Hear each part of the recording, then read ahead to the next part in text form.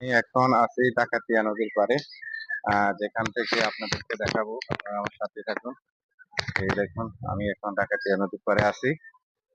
এই সেই ডাকাতিয়া নদী, যেখানে আমাদের ঐতিহ্য বলতে কিছু আছে। আমরা সবসময় এই নদীতে মনে করেন যে মাছ ধরি, এই নদী দিয়ে আমরা চলাফেরা করি।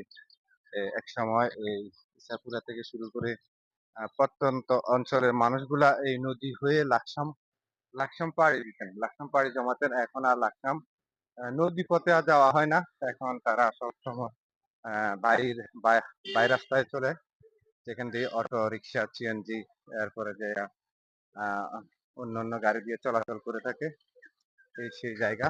দেখেন, আমি এখন আসছি, আপনাদেরকে দেখাবো।